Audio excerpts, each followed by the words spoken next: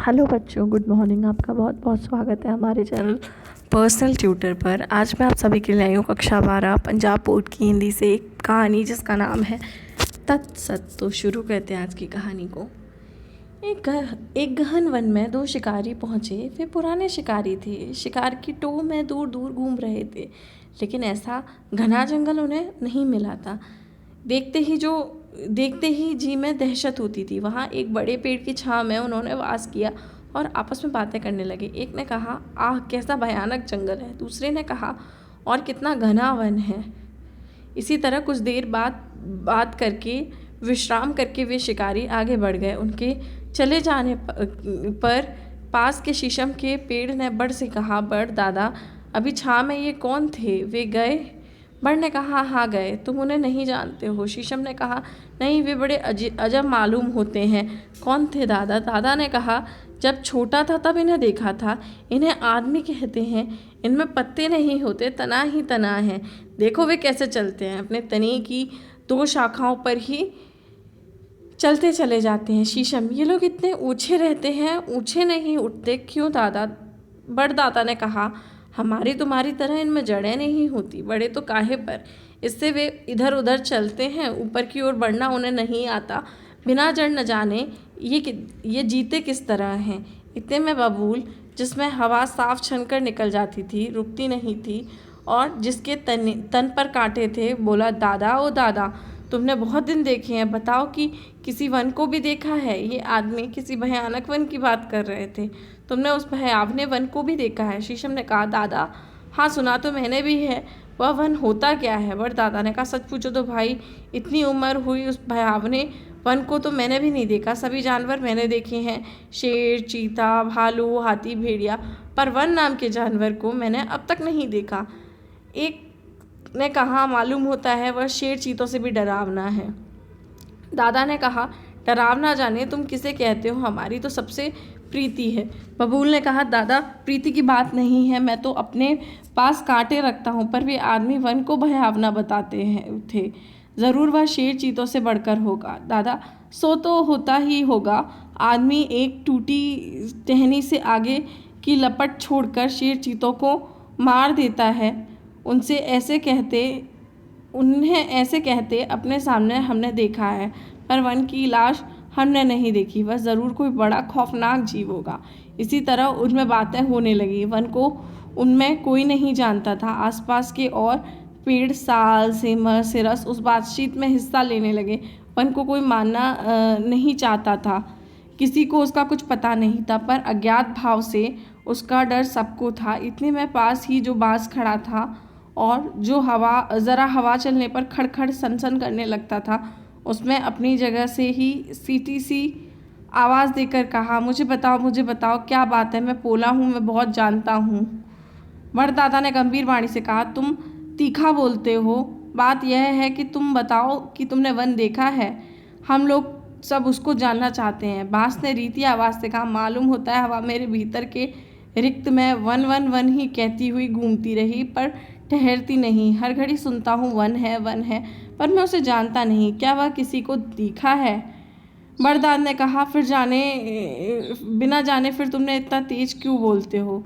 बांस ने सनसन की ध्वनि में कहा, मेरे अंदर हवा इधर से उधर बहती रहती है। मैं खोखला जो हूँ, मैं बोलता नहीं, बजता हूँ, वही मुझ में बोलती है।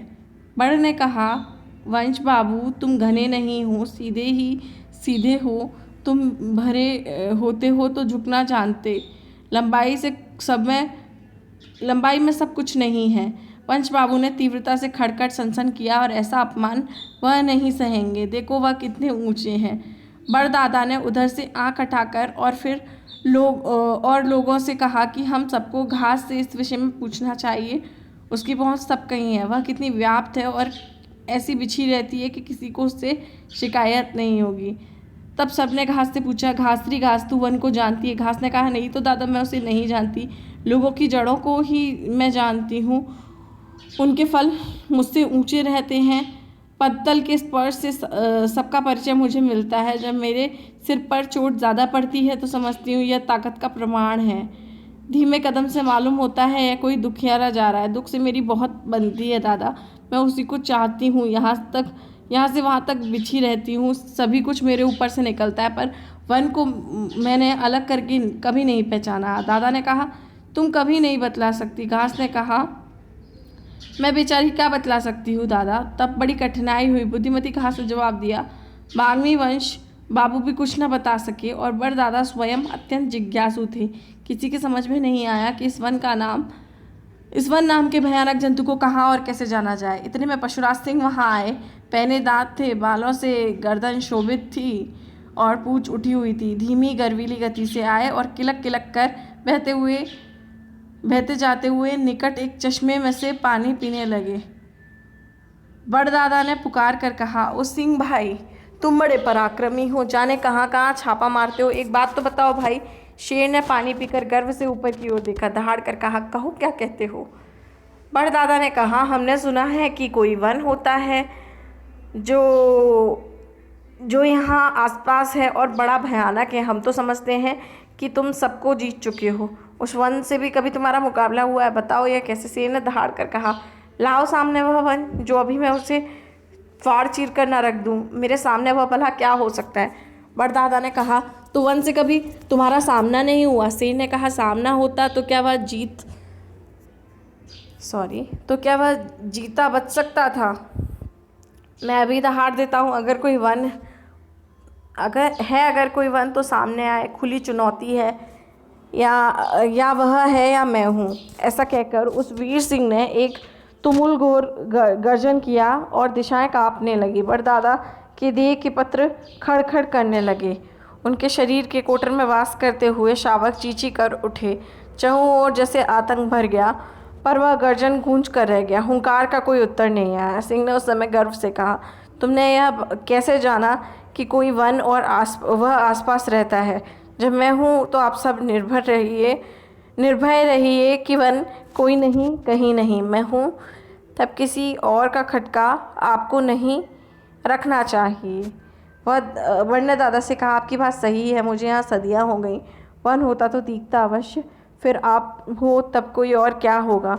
पर वे दो शाखा पर चलने वाले जीव आदमी होते हैं और वे ही यहाँ मेरी छाँव में बैठकर उस वन की बात कर रहे थे। ऐसा मालूम होता है कि वे बेजड़ के आदमी हमसे ज़्यादा जानते हैं। सिंह ने कहा, आदमी को तो मैं खूब जानता हूँ, मैं उसे खाना पसंद करता हूँ। उसका मांस मुलायम होता है, लेकिन वह चालाक जीव है। उसको मुंह मारकर खा डालो तब तो वह अच्छा है, नहीं तो उसका भरोसा नहीं करना चाहिए।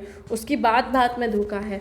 बड़दादा चुप रहे, लेकिन औरों ने कहा कि सिंहराज, तुम्हारे भय से बहुत से जंतु छिपकर रहते हैं, वे मुंह नहीं दिखाते। वन भी शायद छिपकर रहता हो। तुम्हारा दबदबा तो कोई कम नहीं। इससे जो सांप धरती में मुंह गाड़ कर रहते हैं, ऐसी भेद की बातें उनसे पूछनी चाहिए। रहस्य कोई जानता होगा तो अंधेरे में मुंह गाड़ कर रहने वाला सांप जैसा जानवर ही जानता होगा।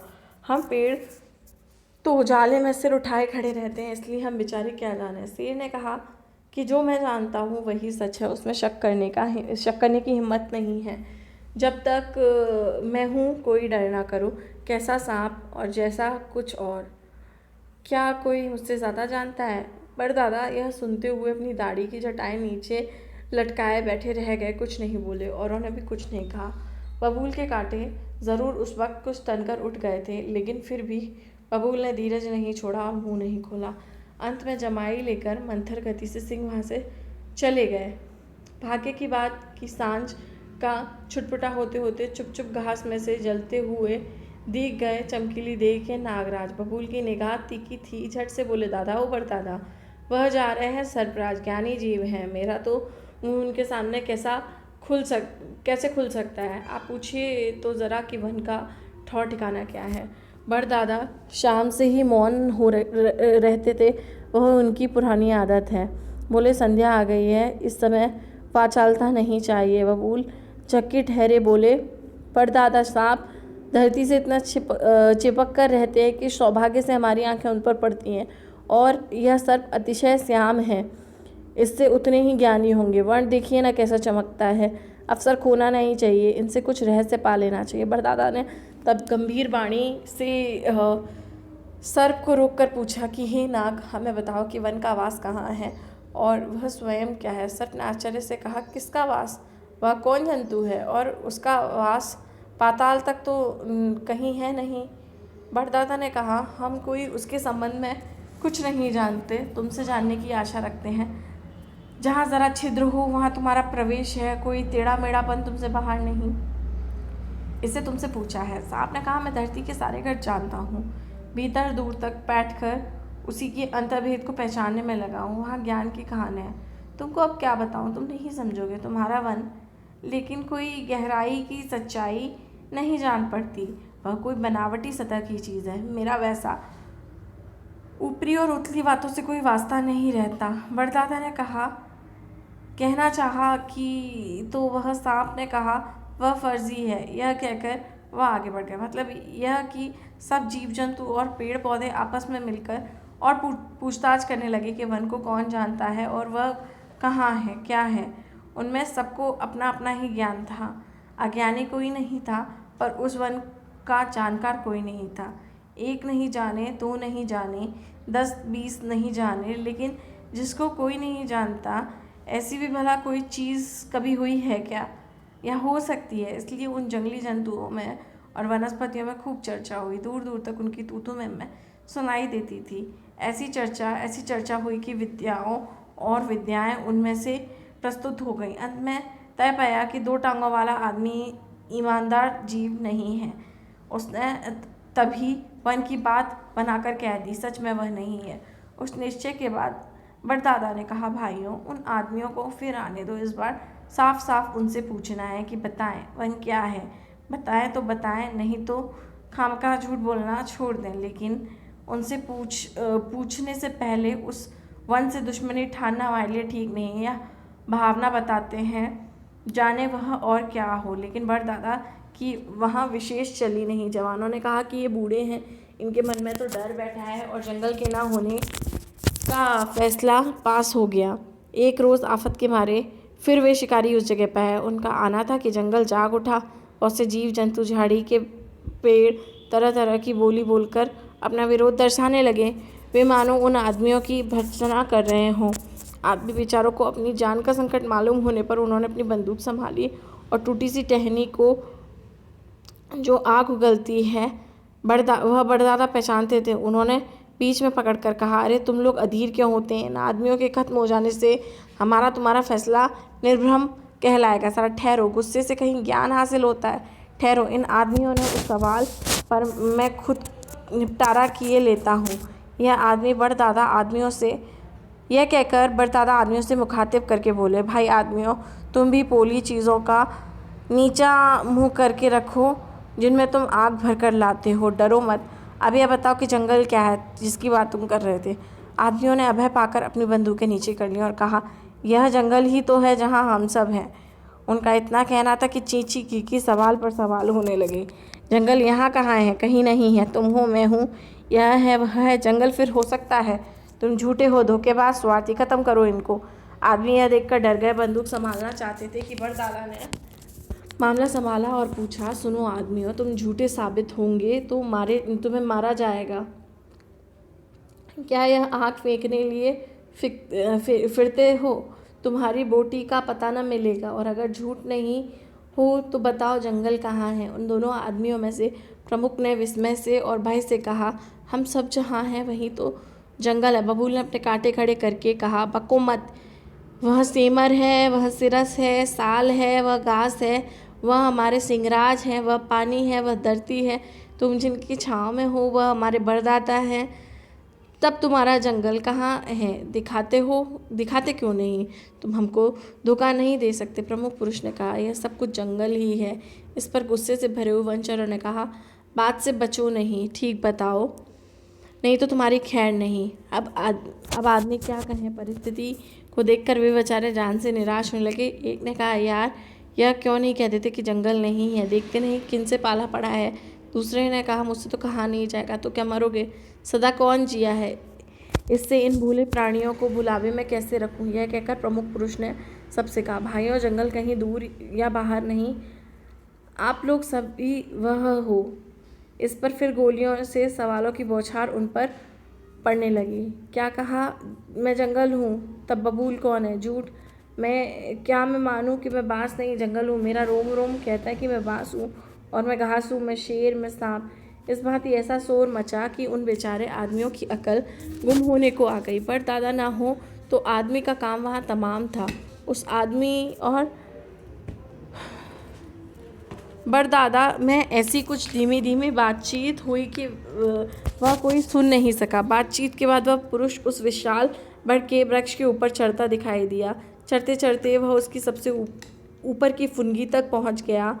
वहां दो नए पत्तों की जोड़ी खुले आसमान की तरफ मुस्कुराती हुई देख रही थी। आदमी ने उन दोनों को बड़े प्रेम से पुचकारा। पुचकारते समय ऐसा मालूम हुआ जैसे मंत्र रूप में उन्हें कुछ संदेश दिया। वन के प्राणी यह सब कुछ स्तब्ध भाव से देख रहे थे। उन्हें कुछ समझ न आया। देखते देखते पत्तों की वह जोड़ी उद्ग्रीव हो गई, मानो उसमें चैतन्य भर आया। उन्होंने अपने आस पास और नीचे देखा, जाने उन्हें क्या दिखा कि वे कांपने लगे। उनके तन में लालिमा व्याप गई। कुछ क्षण बाद मानो वे एक चमक से चमक आए, जैसे उन्होंने खंड को कुल में देख लिया हो। देख लिया कि कुल है, खंड कहाँ है। वह आदमी अब नीचे उतर आया और अन्य वनचरों के समकक्ष खड़ा था। बड़दादा ऐसे स्थिर शांत थे मानो योग मग्न हो। सहसा उनकी समाधि टूटी। वे जागे मानो उन्हें अपने चरम शीर से अभ्यंतर में से तभी कोई अनुभूति प्राप्त हुई हो। उस समय सब ओर से सप्रश्न मौन व्याप्त था। उसे भंग करते हुए बड़दादा ने कहा, वह है, कहकर चुप हो गए। साथियों ने दादा को संबोधित करते हुए कहा, दादा दादा। दादा ने इतना ही कहा, वह है, कहाँ है, कहाँ है।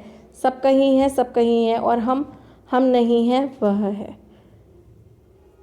तो ये कहानी थी जिसमें जो वन के पेड़ पौधे और जीव जंतु थे, उन्हें ये भ्रम हो जाता है, वो वन को जानते ही नहीं थे। तो जब दो शिकारी वहाँ पहुँचते हैं तो वो उन सारे पेड़ पौधों और जीव जंतुओं को वन से अवगत कराते हैं। इस कहानी का नाम है तत्सत।